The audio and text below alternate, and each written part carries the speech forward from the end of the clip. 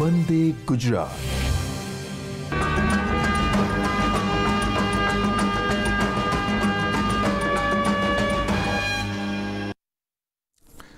નમસ્કાર શિક્ષક મિત્રો. શિક્ષક પર્વના આજના છઠ્ઠા દિવસે રિસીવિંગ સેન્ટર પર બેઠેલા તમામ શિક્ષક મિત્રો, સીઆરસી મિત્રો, બીઆરસી મિત્રો તેમજ ડાયક અધ્યાપકોનું સ્વાગત છે. તેમજ અહીંયા મંચસ્થ તમામ મહાનુભાવોનું પણ હું સ્વાગત કરું છું. મિત્રો, આજે રાષ્ટ્રીય શિક્ષણ નીતિ 2020 સંદર્ભે જે સંગોષ્ઠી આપણે આયોજિત કરી રહ્યા છે એનો આજે છઠ્ઠો દિવસ છે. મિત્રો, અત્યાર સુધીના જે 5 દિવસમાં આપણે પહેલા જ દિવસે ECCE એટલે કે પ્રારંભિક બાળ સંભાળ અને શિક્ષણ અંગેની માહિતી મેળવી હતી. ત્યારબાદ બીજા દિવસે FLN ફાઉન્ડેશનલ લિટરસી એન્ડ ન્યુમરેસી પ્રારંભિક સાક્ષરતા અને સંખ્યા જ્ઞાન વિશેની આપણે માહિતી મેળવી કે તેમાં રાષ્ટ્રીય શિક્ષણ નીતિ સંદર્ભે શું કહેવામાં આવ્યું છે અને શાળા કક્ષાએ આપણી કામગીરી શું રહેશે તેની વાતચીત કરી હતી. ત્રીજા દિવસે આપણે ડ્રોપઆઉટ રેટને કેવી રીતે ઘટાડો અને ત્યારબાદ શિક્ષણનું સાર્વત્રિકરણ કેવી રીતે કરવું તે અંગે નીતિમાં શું સૂચવવામાં આવેલું છે અને આપણે ત્યાં કઈ પ્રેક્ટિસીસ ચાલી રહી છે તે અંગેની આપણે વાતચીત કરી હતી. ત્યારબાદ NEP સંદર્ભે કરિક્યુલમમાં હવે કેવા ફેરફાર આવવાના છે, કેવો ઘટાડો સૂચવવામાં આવ્યો છે, કેવો વધારો સૂચવવામાં આવ્યો છે, શું ફેરફાર અંદર આવશે, કેવા પ્રકારનો અભ્યાસક્રમ હશે, કેવા પ્રકારનું આપણું પદ્ધતિશાસ્ત્ર હશે, વર્ગમાં કેવી રીતે કામ કરવાનું છે અને એ સંદર્ભે આપણી પાસે કેવા પ્રકારના સાધનો ઉપલબ્ધ હશે તેની વાતચીત કરવામાં આવી હતી. અને છેલ્લે શિક્ષક અને શિક્ષણ પ્રશિક્ષણ અંગેની આપણે વાત કરી હતી કે શિક્ષકનું દાયિત્વ કેવી રીતે હશે. હવે મિત્રો, આ સંદર્ભે કે આ 5 જે મુદ્દાની આપણે ચર્ચા અત્યાર સુધી કરી એ દરેક ચર્ચામાં તમને ધ્યાન આવશે કે આખી પોલિસી બાળ કેન્દ્રિત તો છે પણ એનો મુખ્ય વાહક શિક્ષક છે. એટલે શિક્ષક જ્યાં સુધી આમાં સદ્ધર અને સજ્જ નહીં થાય ત્યાં સુધી આ નીતિ એટલી અસરકારક નહીં બની શકે. તો એના અસરકારક અમલીકરણ માટે જરૂરી છે કે આપણે સૌ આ નીતિના દરેક મુદ્દાને વ્યવસ્થિત રીતે સમજીએ. બીજી જે આજની વાત છે એ આ તમામ 5 ચેપ્ટરના સંદર્ભે ક્યાંક ને ક્યાંક રજૂ થયેલી છે. અને ખાસ કરીને કહીએ તો જ્યારે નીતિની શરૂઆત કરી ત્યારે તેના ફાઉન્ડેશનમાં આપણે SDG ગોલ 4ની વાત કરી કે સસ્ટેનેબલ ડેવલપમેન્ટ ગોલ, જેમાં 2 શબ્દ મહત્ત્વના હતા, ઇક્વિટેબલ અને ઇન્ક્લુઝિવ એજ્યુકેશન. તો આ જ મુદ્દા પર આજે આપણે વાત કરવા જઈ રહ્યા છે કે સમાવેશી શિક્ષણ એટલે શું અને કેવું હોવું જોઈએ અને ત્યાર પછી ઇક્વિટેબલ એટલે સમતાયુક્ત શિક્ષણ કેવું હશે, એમાં આપણી શું જવાબદારી હશે અને આના માટે આપણે શું કામગીરી કરવાની થશે ભવિષ્યમાં નીતિને ધ્યાનમાં રાખીને. તો તેની વાત આપણે અહીંયા કરવા જઈ રહ્યા છે. તો આ ચર્ચામાં, આ સંગોષ્ઠીમાં આજના દિવસે જે ઉપસ્થિત છે અધ્યક્ષ તરીકે તો માન્ય HN ચાવડા સાહેબ, સંયુક્ત નિયામક શ્રી શાળાઓની કચેરી, મારી જમણી બાજુ બેઠા છે, એમનું હું સ્વાગત કરું છું.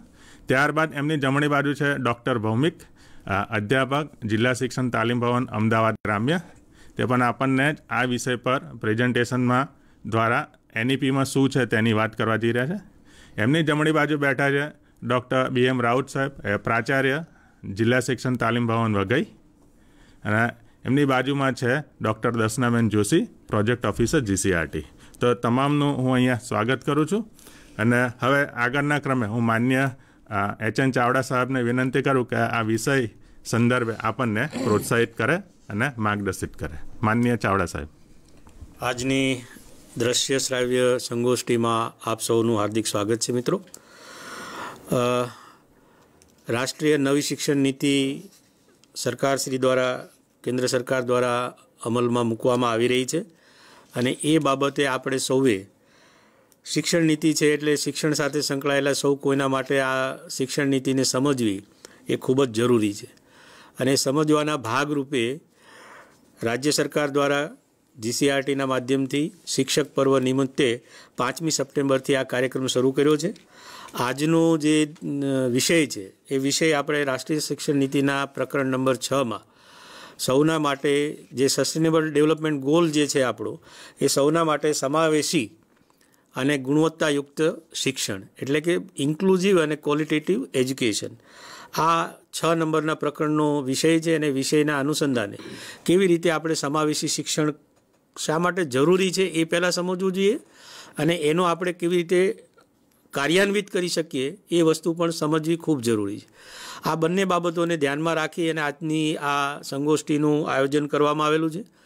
મિત્રો, આપણે જાણીએ છીએ કે આપણે જે બાળકો સાથે કામ કરીએ છીએ વર્ગખંડમાં, એ બાળકોમાં ઘણી બધી વિભિન્નતાઓ, ઘણી બધી ડાયવર્સિટી રહેલી હોય છે. પહેલું માનો કે આપણે વર્ગખંડમાં જઈએ તો પહેલું ઉડીને આંખે વળગે એવો ભેદ જે છે દીકરા દીકરીઓનો, દીકરાઓ કરતાં દીકરીઓ અલગ છે, દીકરીઓ કરતાં દીકરાઓ અલગ છે. એ સિવાય ધર્મના આધારે કેટલોક ભેદ છે, જ્ઞાતિના આધારે કેટલોક ભેદ છે, વર્ણના આધારે કેટલોક ભેદ છે. બાળકના મા બાપનું જે સામાજિક લેવલ જે છે, સામાજિક સ્તર છે, એના કારણે પણ કેટલોક ભેદ પડે છે. એની આર્થિક સ્થિતિ છે એના કારણે પણ કેટલોક ભેદ પડે છે. બાળકની કેટલીક શારીરિક જે બાબતો જે છે એના લીધે પણ એક ભેદ ઊભો થતો હોય છે. તો બાળકો વચ્ચે ઘણી બધી ડાયવર્સિટી રહેલી હોય છે. આ ડાયવર્સિટીમાં તમામ બાળકો જે છે એ તમામ બાળકો પૂરેપૂરું શિક્ષણ મેળવી શકે, ક્વોલિટેટિવ એજ્યુકેશન ગુણવત્તાયુક્ત શિક્ષણ મેળવી શકે, એના માટે દરેક બાળક માટે વ્યક્તિગત રીતે અલગ અલગ પ્રયાસો જરૂરી છે.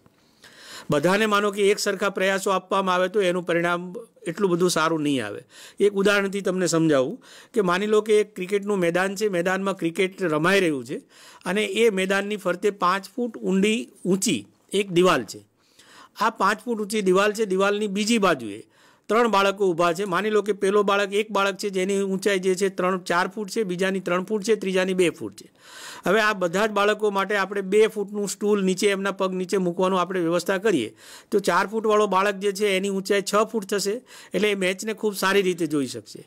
3 ફૂટવાળો બાળક જે છે એને 5 ફૂટનું એક્સેસ મળશે, એટલે એ બાળકને મેચ જોવા માટે પોતાના પંજા ઉપર ઊંચું થવું પડશે. અને 2 ફૂટવાળો જે બાળક જે છે એ 2 ફૂટવાળા બાળકને 4 ફૂટનું એક્સેસ મળશે, એટલે હજી પણ એ પંજા ઉપર ઊંચો થાય તો પણ મેચને સારી રીતે જોઈ શકશે નહીં. આ આપણે જે આપીએ છીએ આ સમાનતા છે, ઇક્વાલિટી છે. એટલે ઇક્વાલિટીથી આપણે જે પ્રયાસ આપણો જે લાવવો છે, અસરકારક હેતુ બહાર લાવવો છે, એ હેતુ બહાર પડી શકતો નથી. એના બદલે જે બાળકની જે જરૂરિયાત છે, દાખલા તરીકે 4 ફૂટવાળું જે બાળક જે છે એને 2 ફૂટનું આપણે સ્ટૂલ આપીશું તો 6 ફૂટે એ એડજસ્ટ થઈ જશે, એને વાંધો નહીં આવે. એનાથી નીચો જે 3 ફૂટવાળો બાળક જે છે એને 2 ફૂટના બદલે 3 ફૂટનું સ્ટૂલ આપવું પડે. 2 ફૂટવાળો બાળક જે છે એને 4 ફૂટનું સ્ટૂલ આપવું પડે. તો આમ કરીએ તો બધા બાળકો જે છે એ 6 ફૂટની ઊંચાઈએ પહોંચશે, એટલે કે દિવાલથી 5 ફૂટની દિવાલથી 1 ફૂટ ઊંચા જશે, અને ઊંચા જશે એટલે એ બાળકો સારી રીતે પોતે મેચને જોઈ શકશે. તો આ જે એક સાદું ઉદાહરણ છે, સાદા ઉદાહરણથી આપણે સમજવું જોઈએ કે દરેક બાળકની વ્યક્તિગત જરૂરિયાત શું છે, એ બાળકમાં કઈ ખાસિયત છે, એ ખાસિયત નબળાઈ બંનેને આપણે ધ્યાને રાખી અને એ પ્રમાણે એ બાળક જે છે એ બાળકને આપણે એનું ધ્યાન રાખીએ, અથવા તો એ બાળકનો આપણે એ રીતે એને શીખવવાનો પ્રયત્ન કરવામાં આવે. આમ મુશ્કેલ છે, આપને બધાને પણ સમજાશે કે 30-40નું જે જૂથ હોય આપણા વર્ગખંડનું, 40 વિદ્યાર્થી 50 વિદ્યાર્થી બેઠા હોય, 9 થી 12માં તો 60નો ક્લાસ છે, 60થી વધારે વિદ્યાર્થીઓ પણ હોઈ શકે. તો એવા સંજોગોમાં શિક્ષકના ભાગે આ એક થોડી મુશ્કેલ ટાસ્ક આવે છે, પણ એ મુશ્કેલ ટાસ્ક આપણે કરવું રહ્યું અને કરીશું તો જ આપણે સમાજના દરેક વર્ગના બાળકોને સારામાં સારી રીતે એક સારી તક આપી શકશું, સારું શિક્ષણ આપી શકશું. અને આ જે મૂળ જે ઇન્ક્લુઝિવ એજ્યુકેશન જે છે એ સમાવેશી શિક્ષણ જે છે એ સમાવેશી શિક્ષણનો મુખ્ય ફંડામેન્ટલ જે મુખ્ય હેતુ જે મુખ્ય એનો જે એમ એ છે કે તમામ બાળકોની તમામ પ્રકારની ડાયવર્સિટીને ધ્યાનમાં રાખી અને તમામ બાળકોને સારી રીતે એને એડ્રેસ કરવા, અલગ અલગ રીતે એડ્રેસ કરવા, અને એ પ્રમાણે દરેક બાળક જે છે એ બીજા બાળકોની સાથે એક સરખો વિકાસ કરી શકે.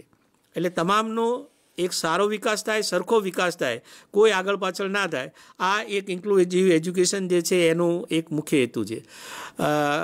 ગુજરાતની અંદર સેવ ધ ચિલ્ડ્રન પ્રોગ્રામ ચાલતો હતો. એ પ્રોગ્રામ વખતે જે તે વખતના આપણા સચિવ શ્રી સંગીતાસિંહ મેડમના પ્રયાસોથી આપણે ઇન્ક્લુઝિવ એજ્યુકેશન વિશે ઘણું કામ કરેલું.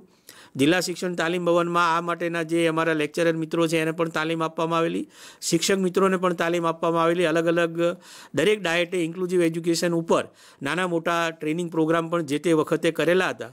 અને એ ટ્રેનિંગમાં જે મિત્રોએ ભાગ લીધો હશે તમામ શિક્ષક મિત્રો આ બાબતને સારી રીતે સમજતા થયા છે.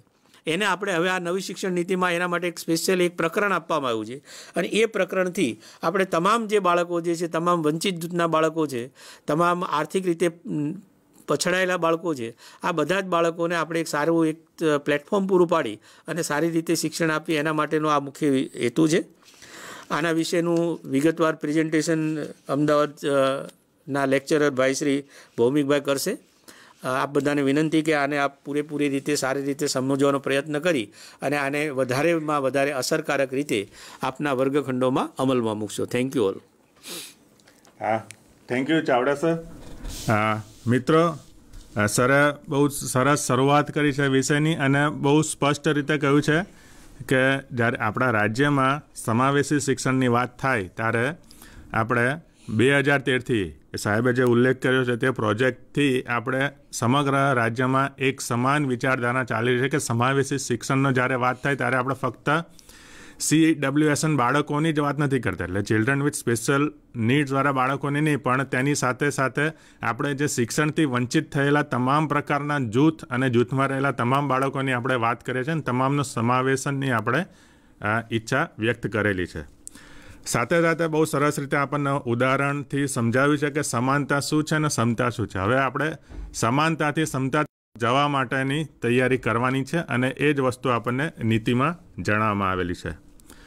આ ડાયટમાં અને શાળામાં ઇવન મિત્રો 2013થી અત્યાર સુધી વર્ષમાં 2 થી 3 વાર આપની સામે આ મુદ્દો લઈને અમે આવ્યા છીએ. હજી પણ આવીશું, કારણ કે જ્યાં સુધી આપણા બંને પક્ષની વિચારધારા એક નહીં થાય ત્યાં સુધી નીતિની બાબત અને દરેક ચેપ્ટરમાં જેની વાત કરી છે સમાવેશનની બાબત આપણે સતત કરતા રહીશું. અને આને વધુ સ્પષ્ટીકરણ માટે હું ડૉક્ટર ભૌમિકને આમંત્રિત કરું છું તેમના પ્રેઝન્ટેશન માટે.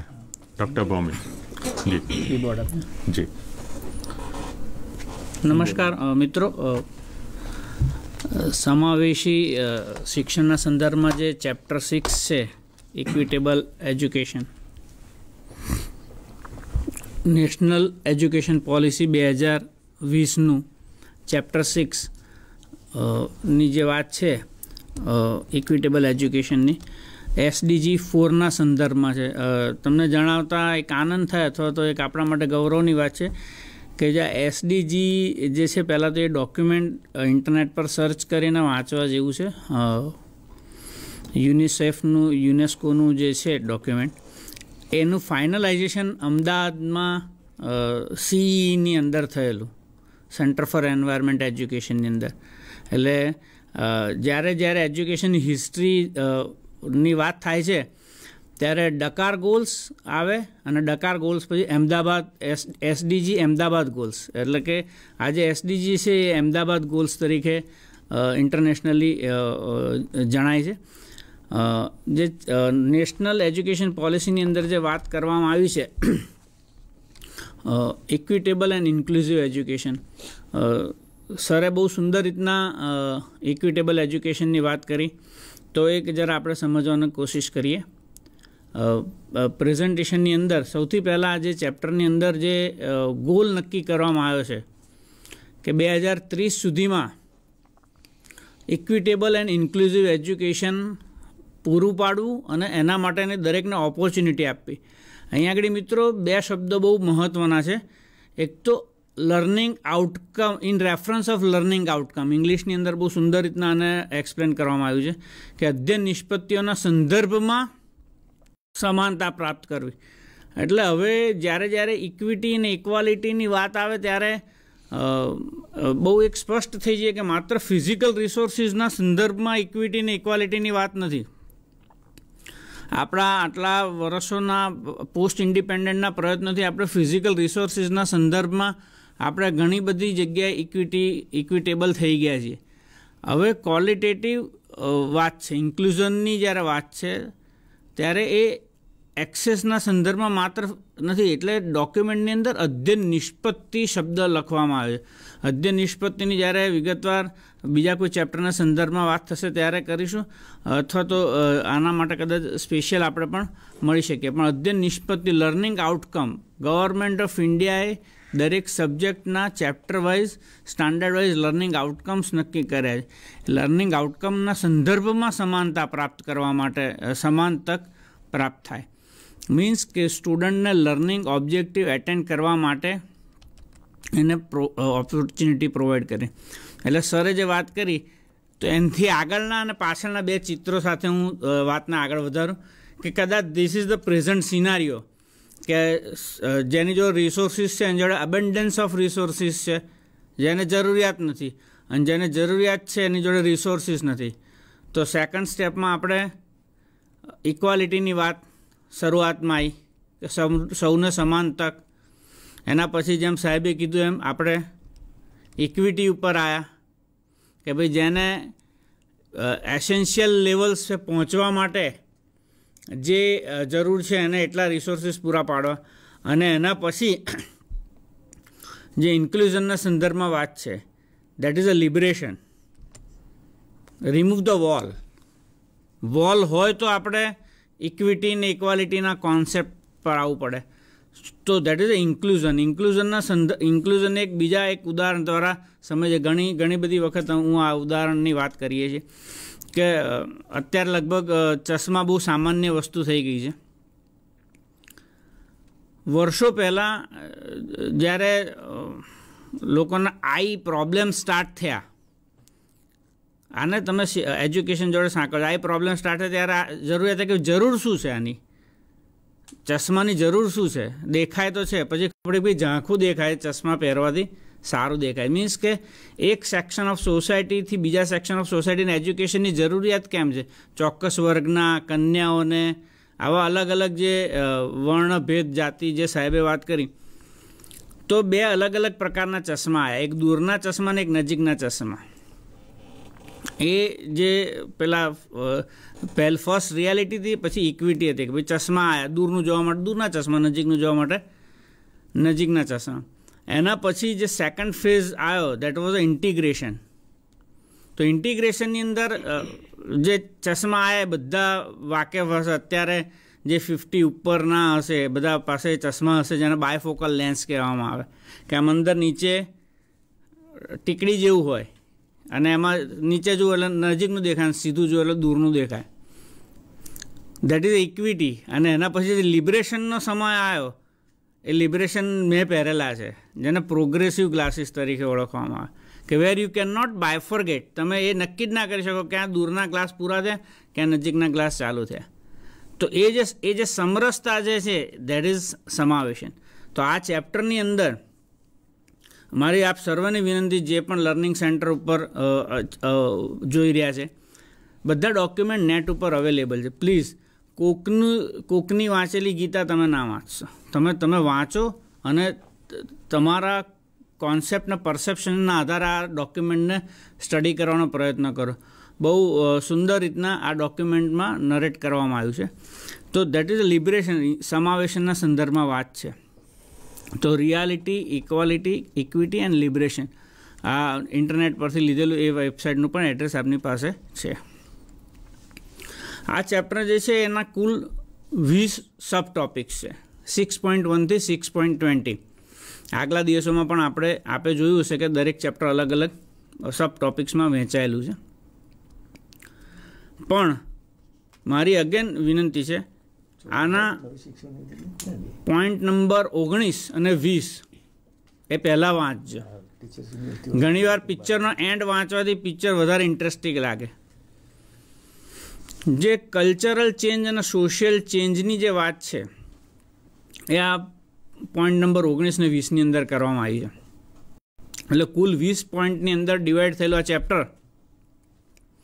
એના પોઈન્ટ નંબર 19 ને 20 કલ્ચરલ ચેન્જ, સોશિયલ ચેન્જ, કારણ કે ઇક્વિટેબિલિટી એન્ડ ઇન્ક્લુઝન, આ મેં પહેલાં અગાઉ એમ કીધું એમ ફિઝિકલ ઇન્ફ્રાસ્ટ્રક્ચર નથી કે જે એક વખત પ્રસ્થાપિત કરવાથી શિક્ષણની અંદર સમાવેશી શિક્ષણ અથવા તો ઇક્વિટેબલ શિક્ષણ આવી શકશે. પરંતુ આ જે છે એક માઇન્ડસેટનો પ્રશ્ન છે. સમાવેશના સંદર્ભે અથવા તો ઇક્વિટીના સંદર્ભે તમે તમારા સ્ટુડન્ટ પ્રત્યે અને તમારી સિસ્ટમ પ્રત્યે કેટલા સંવેદનશીલ છો, તમે કેટલા ચેન્જ થવા માટે તૈયાર છો, એના આધારે આ વસ્તુ તૈયાર થાય છે. તો આ સમજવાની જરૂર છે. પોઈન્ટ નંબર 19 ને 20. તો આની અંદર કેટલીક નવી ટર્મિનોલોજી આપણે સમજવી પડશે, શીખવી પડશે અને હવે વારંવાર આવતી જશે. તો આ ડોક્યુમેન્ટની અંદર તમને હું એટલા માટે કહું છું કે આનો ડ્રાફ્ટ ડોક્યુમેન્ટ જે હતો ને 450 પાનાનો છે. આ ડોક્યુમેન્ટ જોઈને કોઈને એમ થાય કે 66 પાનાની શિક્ષણ નીતિ હોય, પરંતુ આ છેલ્લા 6-7 વર્ષથી ચાલતી મથામણ છે. ફર્સ્ટ ડ્રાફ્ટ, સેકન્ડ ડ્રાફ્ટ 450 પાનાનો, 450 પાનાનો નવનીત આપની પાસે છે કે જેની અંદર નેશનલ એજ્યુકેશન પોલિસી 2020. તો અહીંયા અંડર રિપ્રેઝન્ટેટેડ ગ્રુપ, આ એક નવી ટર્મિનોલોજી છે, URG, અંડર રિપ્રેઝન્ટેટેડ ગ્રુપ, જેની ફર્સ્ટ ટાઈમ એક રેકગ્નાઇઝેશન થયું છે અને એને સોશિયલી ઇકોનોમિકલી ડિસએડવાન્ટેજ ગ્રુપ તરીકે SEDGs તરીકે ઓળખવામાં આવે. આ શબ્દ આપને જોવા મળશે. તો આ SEDGsમાં કોનો સમાવેશ થાય છે આપણે સમજવાની જરૂર છે કે જે અત્યાર સુધી આપણે જેને ડિસએડવાન્ટેજ ગ્રુપ અથવા તો વંચિત જૂથ કહેતા હતા, તેની અંદર પણ ગ્રુપ વિધિન ધ ગ્રુપ જે છે એને રેકગ્નાઇઝ કરવાની વાત છે. તો જેન્ડરની અંદર ફર્સ્ટ ટાઈમ ટ્રાન્સજેન્ડરનો સમાવેશ થયો છે. એટલે મેલ, ફિમેલ એન્ડ ટ્રાન્સજેન્ડર, જેન્ડરના સંદર્ભમાં. તો આવનાર સમયની અંદર શિક્ષણની અંદર તમામ જગ્યાએ આપણે ટ્રાન્સજેન્ડરને રેકગ્નાઇઝ કરવા પડશે. આ જે શિક્ષણ નીતિનું એક ચેન્જ પરિબળ જે આપણને જોવા મળી રહ્યું છે. બીજું છે સોશિયલી અને કલ્ચરલ આઇડેન્ટિટી, જે આપણે બહુ ટ્રેડિશનલી જાણીએ છીએ. Schedule caste, schedule tribes, OBC અને માઇનોરિટીને સ્પેસિફિકલી અહીંયા આગળ દર્શાવવામાં આવેલી છે. પછી છે જોગ્રાફિકલ આઇડેન્ટિટીઝના આધારે, એટલે village, small town, aspirational district. અહીંયા આગળ ફર્સ્ટ ટાઈમ ડોક્યુમેન્ટની અંદર અર્બન પુઅરને રેકગ્નાઇઝ કરવામાં આવે છે. તો સોશિયો ઇકોનોમિકલ કન્ડિશન્સને આધારે SEDGs, હું વારે ઘડી આ શબ્દ બોલીશ કારણ કે આને વ્યવહારમાં લાવવાનો છે, એટલે આપણા માટે આ શબ્દ સમજવો બહુ જરૂરી છે. માઇગ્રન્ટ કોમ્યુનિટી, લો ઇન્કમ ગ્રુપ, હાઉસહોલ્ડ, ઓર્ફન્સને આઈડેન્ટિફાય કરવામાં આવ્યા છે. અર્બન પુઅર અને એજ્યુકેશનલી અંડર રિપ્રેઝન્ટેટેડ માઇનોરિટીઝ, એટલે કે જેટલી પણ રિલિજિયસ માઇનોરિટી છે એને શિક્ષણના સંદર્ભમાં જે અંડર રિપ્રેઝન્ટેટેડ છે એ માઇનોરિટીઝને અહીંયા રેકગ્નાઇઝ કરવાની વાત છે.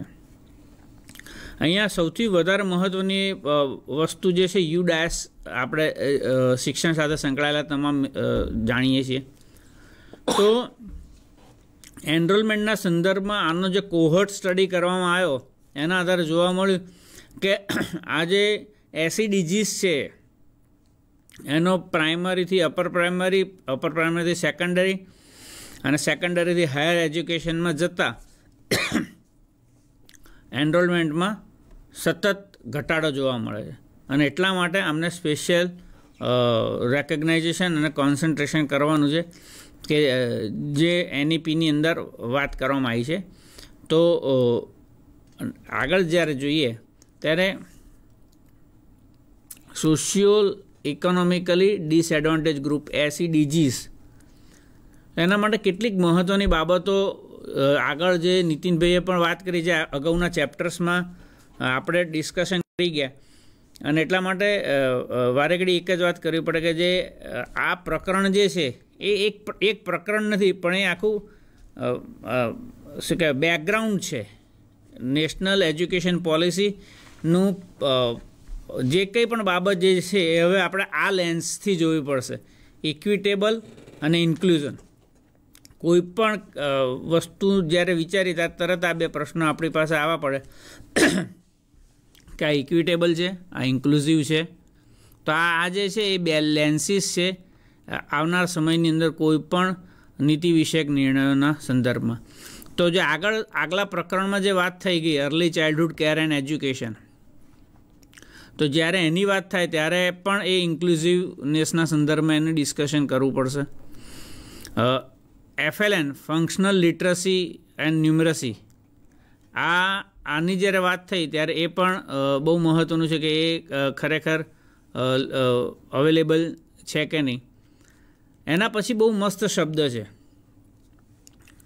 Access,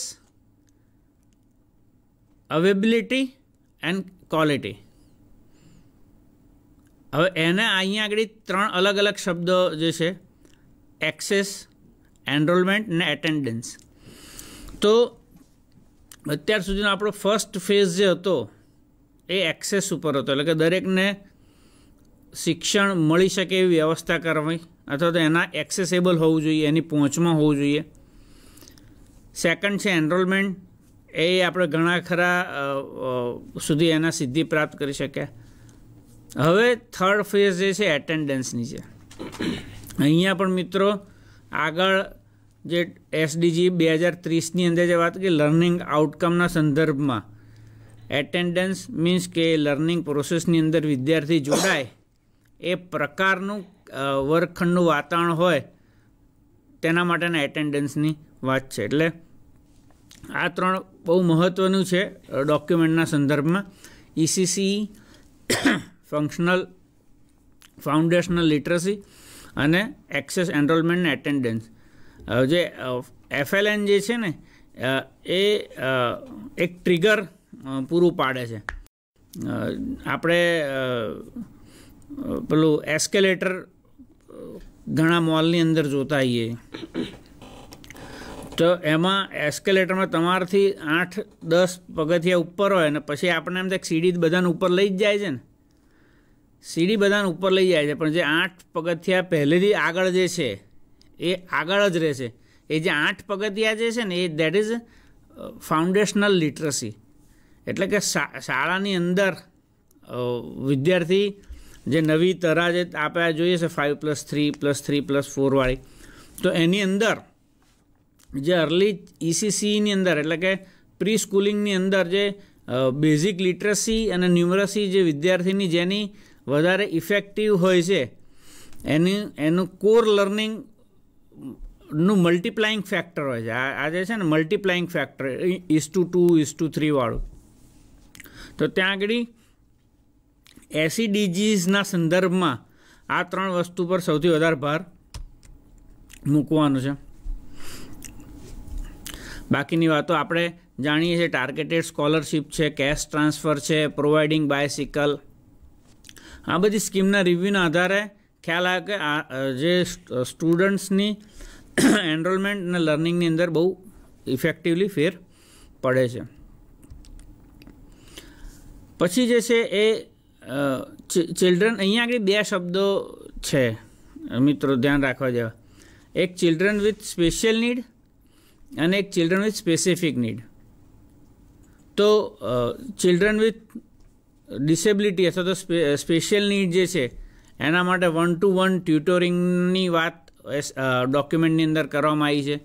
peer tutoring, open schooling, suitable technological intervention ક્લાસરૂમની અંદર કરવાના છે. આ બધી પેડાગોજિકલ પ્રોસેસની અંદર આપણે જે કામ કરવાનું છે એની વાત છે. અહીંયા આગળ બહુ એક મહત્ત્વની વાત છે કે જે સ્કૂલની અંદર ઇફેક્ટિવ ECCEની વાત કરવાની છે. આગલા ચેપ્ટરની અંદર આપણે જોયું છે ઇન્ટિગ્રેટેડ પ્રી પ્રાઇમરી અથવા તો પ્રાઇમરી સ્કૂલનું આખો એક યુનિટની વાત છે.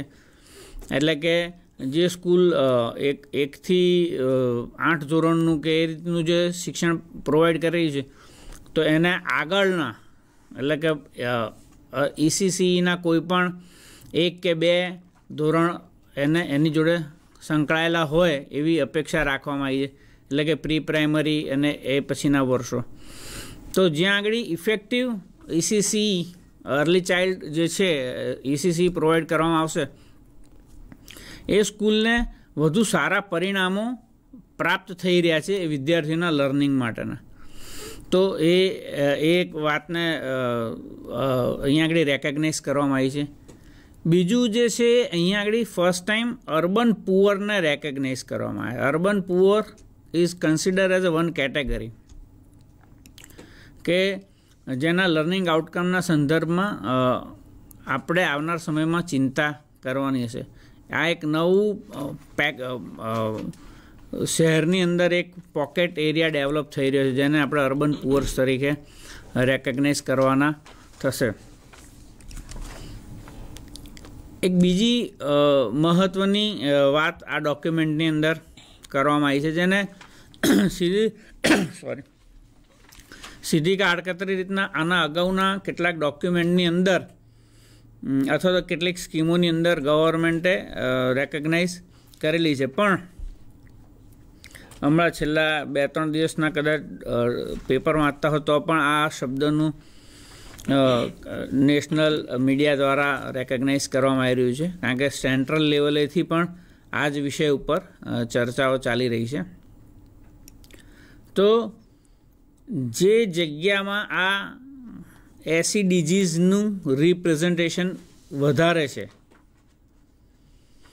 એવા જોગ્રાફિકલ એરિયા કે જ્યાં આગળ SEDGsનું રિપ્રેઝન્ટેશન કોન્સન્ટ્રેટેડ છે વધારે પ્રમાણમાં છે તો એવા વિસ્તારની સ્પેશિયલ એજ્યુકેશન ઝોન તરીકે ડિક્લેર કરો SEZ.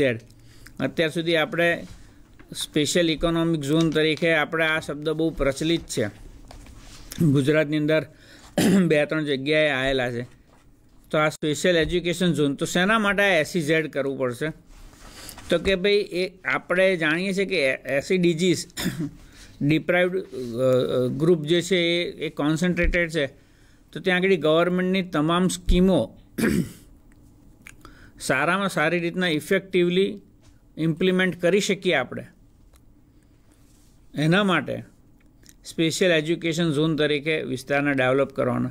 જેમ અત્યારે એસ્પિરેશનલ ડિસ્ટ્રિક્ટની એક સ્કીમ છે એ આપમાંથી કેટલાક મિત્રો જાણતા હશે તો કેટલાક અહીંયા આગળ જે જોઈ રહ્યા લર્નિંગ સેન્ટર એ કેટલાક એ એસ્પિરેશનલ ડિસ્ટ્રિક્ટમાં હશે એટલે એમને ખબર હશે અને ના ખબર હોય તો એ મિત્રોને વિનંતી કે જોઈ લેવા. નીતિ આયોગની અંદર જે સ્કીમ જે છે એની એસ્પિરેશનલ ડિસ્ટ્રિક્ટનો ઉલ્લેખ છે. તો આ એવા પ્રકારનું કંઈક કામ અથવા તો એનાથી અલગ પ્રકારનું પણ કામ થઈ શકે જેને સ્પેશિયલ એજ્યુકેશન ઝોન કે શિક્ષણના સંદર્ભમાં જેટલી બી સ્કીમો છે ગવર્મેન્ટની એની ઇફેક્ટિવ ઇમ્પ્લિમેન્ટેશન એક જગ્યાએ થઈ શકે અને તેનાથી જે SEDGs જે છે એના સારામાં સારો ફાયદો થઈ શકે. તો અહીંયા આગળ એ જ વાત કરવામાં આવી છે કે બધી સ્કીમ અને પોલિસી એનું સારામાં સારી રીતના અમલીકરણ થઈ શકે. લાલ અક્ષરે લખેલું આપ વાંચી શકો છો વુમેન કટ એક્રોસ ઓલ પછી તો બ્લેક રૂટીન અક્ષરોમાં એક બહુ જ ચિંતાજનક બાબતનું ઉલ્લેખ કરવામાં આવ્યો છે કે SEDGs જે છે સોશિયલી ઇકોનોમિકલી ડિપ્રાઇવ્ડ ગ્રુપ એની અંદર પણ વુમેન જે છે એનું ડિપ્રાઇવનેસ હતું તો એનું અંડર રિપ્રેઝન્ટેશન્સનું ફેક્ટર પાછું વધી જાય છે. એટલે પોવર્ટી ઇઝ પનિશ ટ્વાઇસ એવું છે કે એક તો ઓલરેડી એ અંડર રિપ્રેઝન્ટેટેડ છે અને એમાં within the group they are women. તો એના માટે ગવર્મેન્ટે બહુ જ આ પોલિસીની અંદર બહુ ચિંતા સાથે રજૂઆત કરવામાં આવી છે કે દરેક SEDGsની અંદર વિધિન ધ ગ્રુપ જે લેડીઝ છે વુમેન્સ છે એની સ્થિતિ વધારે ચિંતાજનક છે અને એના માટે જે પ્રશ્ન જે છે ઓર મલ્ટીપ્લાય થઈ જાય છે. તો એના માટે સ્પેશિયલ સ્કીમ અથવા તો કોન્સન્ટ્રેશન્સ આપણે આવનાર સમયમાં કરવું પડશે. આ મિત્રો નેટ ઉપર પણ આપને આનું સર્ચિંગ કરવા વિનંતી, જેને જેન્ડર ઇન્ક્લુઝન ફંડ તરીકે ઓળખવામાં આવે. અત્યાર સુધી આપણે આંખ બંધ કરીને જેન્ડર કહીએ એટલે મેલ ને ફિમેલ એ બહુ વોટરટાઇટ કમ્પાર્ટમેન્ટ હતા, અને જે આ વોટરટાઇટ કમ્પાર્ટમેન્ટથી સહેજ બહાર હોય એ સમાજ માટે ચર્ચાનો વિષય બનતો હતો. તો ડોક્યુમેન્ટે એને રેકગ્નાઇઝ કર્યું છે થર્ડ જેન્ડર, જેને ટ્રાન્સજેન્ડર કહીએ છીએ. આપ જે સિમ્બોલ જોઈ રહ્યા છો એ મેલ ફિમેલ અને ટ્રાન્સજેન્ડર એનો કમ્બાઇન્ડ આ ઇન્ટરનેશનલ લોગો છે. તો જેન્ડર ઇન્ક્લુઝન ફંડની સૌ પ્રથમ વખત રજૂઆત થઈ છે, જેની અંદર માત્ર વુમેનની વાત નથી, એટલે કે ગર્લ ચાઇલ્ડની વાત નથી, પણ એમાં ટ્રાન્સજેન્ડરની બી વાત છે. સેન્ટ્રલ ગવર્મેન્ટ આ ફંડ ઊભું કરવા માટે પ્લાન કરશે અને પછી સ્ટેટ સાથે એનું શેરિંગ થશે, કારણ કે it is a concurrent matter education. તો ઓલ ગર્લ્સ એન્ડ ટ્રાન્સજેન્ડર સ્ટુડન્ટને રેકગ્નાઇઝ કરતું first time gender inclusion fund, જેનું પરિપ્રેક્ષ એકમાત્ર, જે હું વારે ઘડીએ કહું છું, કદાચ આપ પુનરોક્તિ દોષ થતો હશે, પણ ઇક્વિટેબલ એન્ડ ઇન્ક્લુઝન એજ્યુકેશન. આ પ્રકારના શિક્ષણ માટે આ ફંડ ઊભું થઈ રહ્યું છે. એટલે કે એવી તમામ સ્કીમો કે જે ટ્રાન્સજેન્ડર અને ફિમેલ એને ઇક્વિટેબલ અને ઇન્ક્લુઝિવ એજ્યુકેશન માટે પ્રોત્સાહન આપતું હશે, એ તમામ માટે આ જેન્ડર ઇન્ક્લુઝન ફંડનો ઉપયોગ થશે. એટલે નેક્સ્ટ જે આપણે વાત કરીએ તો જવાહરલાલ નવોદય વિદ્યાલયના સ્ટાન્ડર્ડ પ્રમાણેની સ્કૂલો ડેવલપ કરવી. Student may come from the far, તો એમના માટે અલગ અલગ વ્યવસ્થા કરવી. પ્રી સ્કૂલિંગ સેક્શન કવરિંગ, જે આગળ વાત કરી એમ KVS કેન્દ્રીય વિદ્યાલય, જે સેન્ટ્રલ ગવર્મેન્ટે રેકમેન્ડ કરી, તો એ જ રીતના આપણા રાજ્ય કક્ષાએ પણ આપણી કેટલીક જે સ્કૂલો છે એને પ્રી સ્કૂલિંગ સાથે એનું કવરિંગ કરવું પડશે અને એ રીતના એટેચ કરવું પડશે કે જેનાથી આપણે એક પ્રકારનું ઇક્વિટેબલ એજ્યુકેશન પૂરું પાડી શકીએ. સેફટીના સંદર્ભમાં ચિંતાના ચર્ચા તમામ જગ્યાએ કરવામાં આવેલ છે.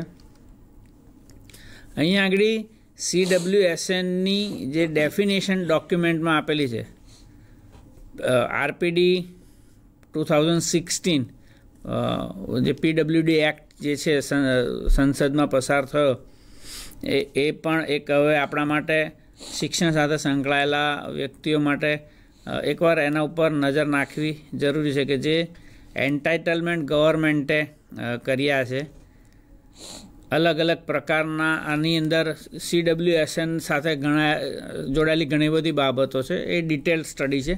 પણ આપણે એક વસ્તુ સમજવાની જરૂર છે કે સરકારે કેટલીક ડિસેબિલિટીને ઇન્ક્લુડ કરીને 27 થી 30 ડિસેબિલિટીનું એક લિસ્ટ આપેલું છે, જેની અંદર રક્તપિત્ત સર્વાઈવરથી માંડીને અર્થક્વેક વિક્ટિમ્સને એ તમામ પ્રકારના જે ડિસેબિલિટીઝ જેને કહીએ એનો ઉલ્લેખ કરવામાં આવ્યો છે. એના કેટલાક એન્ટાઇટલમેન્ટ આપ્યા છે કે આટલી વસ્તુ સ્કૂલે પ્રોવાઈડ કરવી પડશે. એના માટે એક ડોક્યુમેન્ટની અંદર જે વાત કરી છે એ સમજવાની જરૂર છે કે વર્ગખંડની અંદર જે છે એ એવા પ્રકારની પેડાગોજીનો ઉપયોગ કરવો કે જેથી ડિસેબલ અને નોન ડિસેબલ એ બંને એક સાથે લર્નિંગ એન્જોય કરી શકે without the type of disability.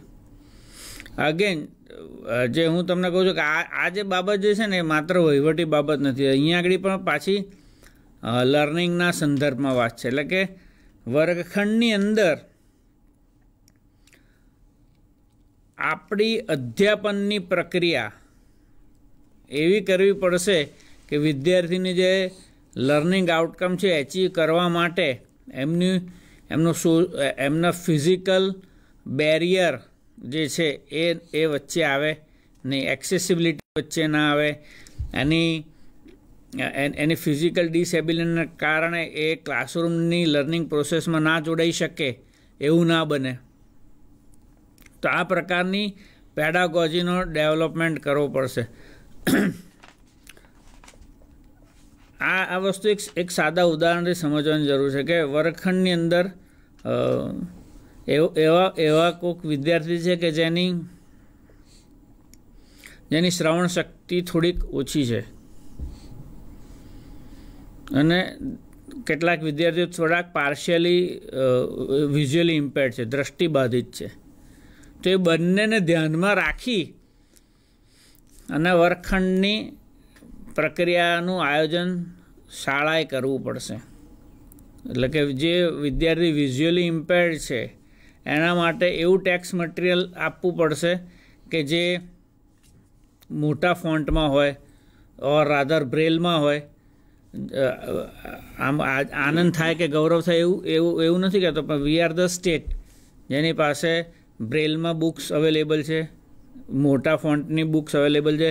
ઘણા બધા ક્લસ્ટરને બ્લોક લેવલે આપણા શિક્ષક મિત્રો આને ડિસ્ટ્રીબ્યુટ પણ કરી રહ્યા છે. હિયરિંગ ઇમ્પેર્ડ વિદ્યાર્થી જે છે તો એના માટે આપણે ટેક્સ પિક્ચર વિથ ટેક્સ તમે રજૂ કરી શકો. તો આ પ્રકારની પેડાગોજીનું આયોજન કરવું પડશે અને એટલા માટે કદાચ નવી ટર્મિનોલોજી આવશે, કારણ કે આ ડોક્યુમેન્ટની અંદર પણ મેન્શન કરેલું છે કે 2021ની અંદર નેશનલ કરિક્યુલમ ફ્રેમવર્ક આવી રહ્યો છે. એટલે અત્યારે આપણી જોડે આજથી 15 વર્ષ પહેલાંનું એક ડોક્યુમેન્ટ છે જેને નેશનલ કરિક્યુલમ ફ્રેમવર્ક 2005 તરીકે આપણે ઓળખીએ છીએ. આવનાર સમયની અંદર નેશનલ કરિક્યુલમ ફ્રેમવર્ક 21 એવું કદાચ આવે અથવા 22 આવે તો એની અંદર ઇન્ક્લુઝિવ લર્નિંગ પેડાગોજી અથવા ઇક્વિટેબલ લર્નિંગ પેડાગોજી શબ્દ આવે. તો આપણે ટીચર એજ્યુકેશન પ્રોગ્રામની અંદર આપણે પ્રોએક્ટિવલી અત્યારથી શિક્ષક તાલીમમાં એટલે કે સેવાકાલીન અને પૂર્વ સેવાકાલીન બંને તાલીમની અંદર આ પ્રકારની પેડાગોજીનો વિચાર કરવો પડશે. તો અત્યારે જે શિક્ષક મિત્રો ઓલરેડી સેવામાં છે એમના માટે ટ્રિગરિંગ છે કે યુ જસ્ટ ઇમેજિન ક્લાસરૂમની એવી સિચ્યુએશન વિચારો કે જ્યાં આગળ એવી કોઈ ફિઝિકલ ચેલેન્જવાળો વિદ્યાર્થી છે કે જેને તમારે, કારણ કે આ ઇન્ક્લુઝિવ એજ્યુકેશન છે એટલે તમારે એવું નથી કે ક્લાસમાં આવીને પછી એને ખૂણામાં બેસી રહે અને આપણે આનંદ માણીએ કે આપણે એને સ્કૂલમાં દાખલ કરી દીધો, એવું નથી.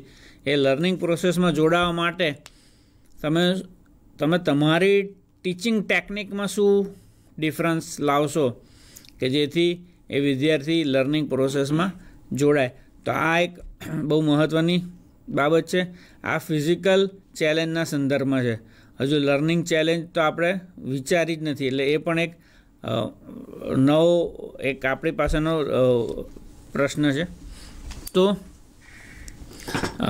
આ જે સંદર્ભમાં જે છે એ સ્પેશિયલ એજ્યુકેટરની ક્રોસ ડિસેબિલિટી ટ્રેનિંગ, આ rehabilitation council of India RCI આના ઉપર કામ કરશે. કારણ કે હવે જે નેક્સ્ટ ડેકેડનો જે ઇસ્યુ આવી રહ્યો છે એ મલ્ટિપલ ડિસેબિલિટી ક્રોસ ડિસેબિલિટીના સંદર્ભમાં આવી રહ્યો છે. રિસોર્સ સેન્ટર છે આપણે એને પ્રોવાઈડ કરશે. સ્કૂલ કોમ્પ્લેક્સીસની અંદર આનો સમાવેશ થશે. તો આ બધી બાબતોને આપણે વિચારવી પડશે. માત્ર જે ટ્રેડિશનલ ક્લાસરૂમ પ્રોસેસ છે, કારણ કે એમાં એવી વાત કરવામાં આવી છે કે વિદ્યાર્થીનું પાર્ટિસિપેશન વધે એના માટે ક્લાસરૂમની અંદર પ્રયત્ન કરવા પડશે. Language appropriate teaching learning material તૈયાર કરવું પડશે કે ટીચિંગ લર્નિંગ મટીરિયલની અંદર આપણે એવી કેટલીક બાબતોનો સમાવેશ કરવો પડશે. NIOSને આ જવાબદારી સોંપવામાં આવેલી છે. કારણ કે ડોક્યુમેન્ટના પ્રમાણે જે હોમ બેઝ એજ્યુકેશન છે અથવા તો એકદમ સ્પેશિયલ એજ્યુકેશન જે છે એ બહુ જ વધારે પ્રમાણમાં જેનામાં જે બાળકની અંદર આ ડિસેબિલિટીનું પ્રમાણ છે એના માટે જ આ વસ્તુ રેકમેન્ડ કરવામાં આવેલી છે. Home based education for severe and profound disability હોય એને જ આ રેકમેન્ડ કરવામાં આવે છે. બાકીના જે બાળકો છે એને સમાવેશી પ્રણાલીની અંદર એક સામ્યતા ઉત્પન્ન કરી અને એમને વર્ગખંડની અંદર ઇન્ક્લુડ કરવાના છે. એટલે એના માટે આપણે પ્રયત્નો કરવા પડશે.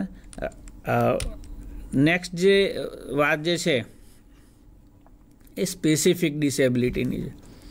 મેં આગળ કીધું કે સ્પેશિયલ બી છે અને સ્પેસિફિક લર્નિંગ ડિસેબિલિટી.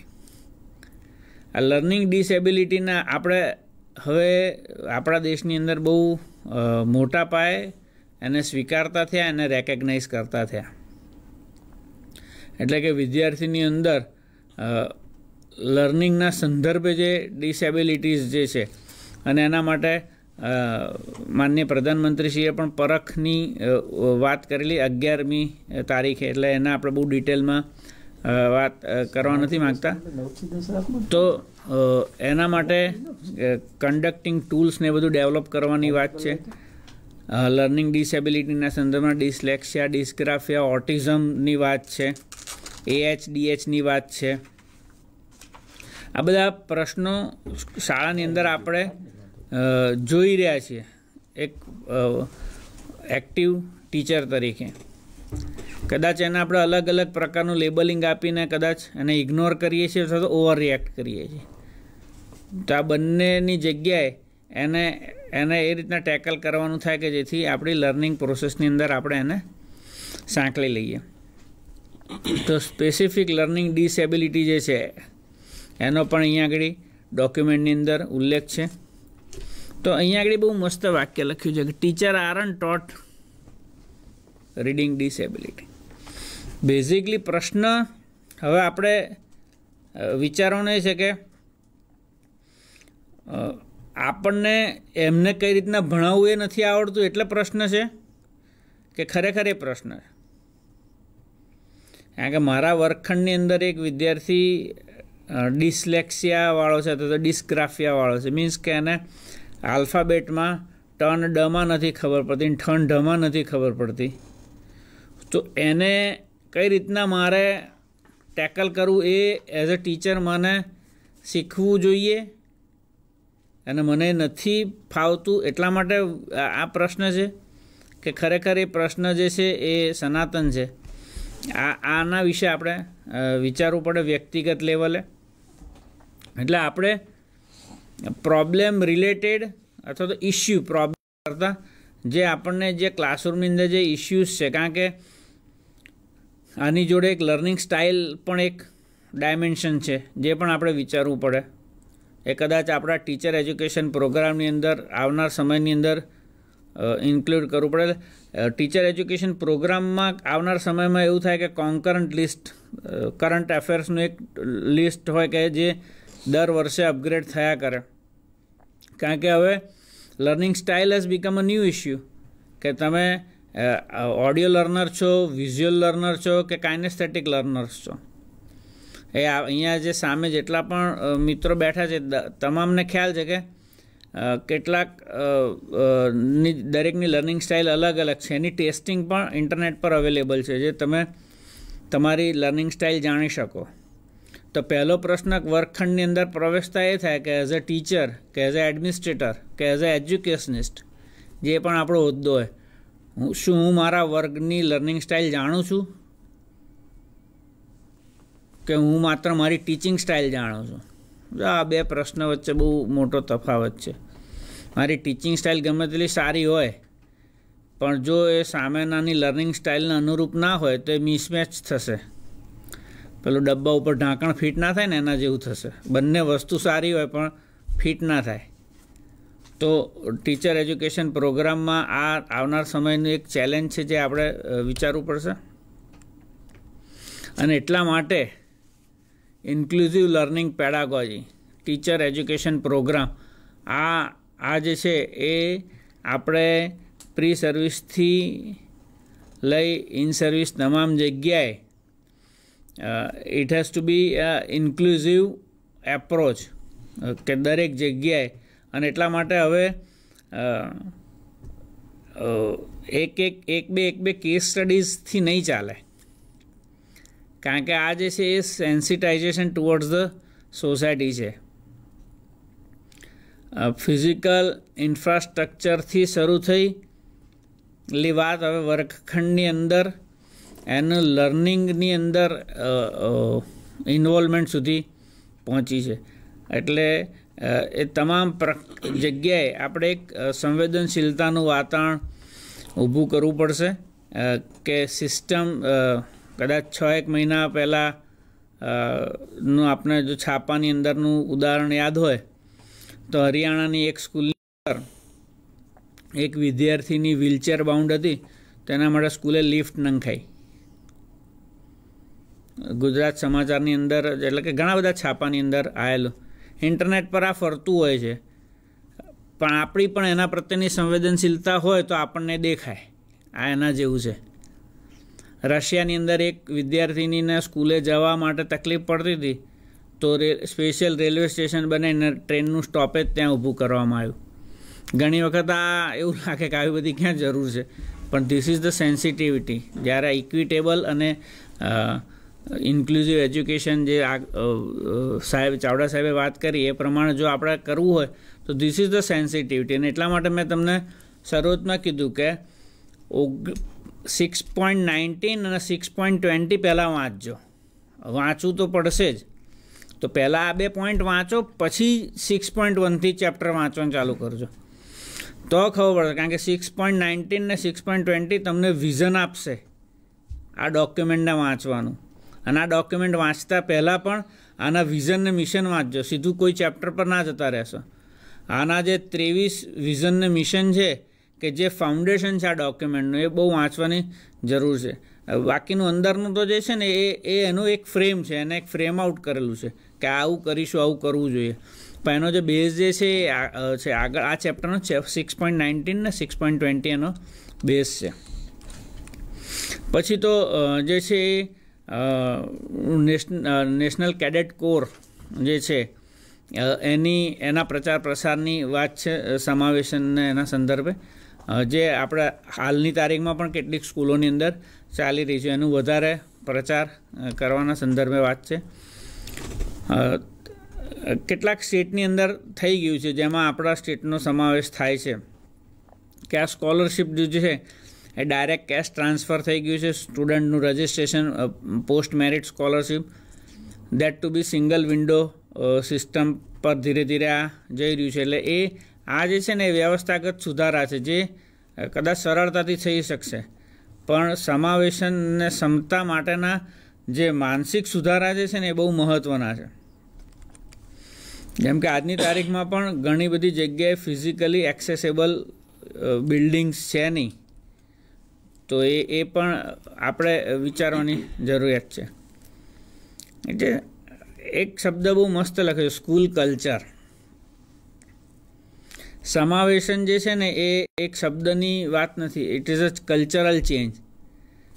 અને સ્કૂલ કલ્ચર ચેન્જ કરવાનું. સ્કૂલ કલ્ચર મીન્સ કે વર્ગખંડનું નહીં, શાળાનો સ્ટાફ રૂમ પણ ઇક્વિટેબલ અને ઇન્ક્લુઝિવ હોવો જોઈએ, એનું ટ્રસ્ટી મંડળ હોવું જોઈએ, એને મોનિટર કરતી ગવર્મેન્ટની મશીનરી પણ એ જ માનસિક સિદ્ધાંતો આધારિત કામ કરતી હોય તો ટોટલ સ્કૂલ કલ્ચર ચેન્જ થાય. ઘણીવાર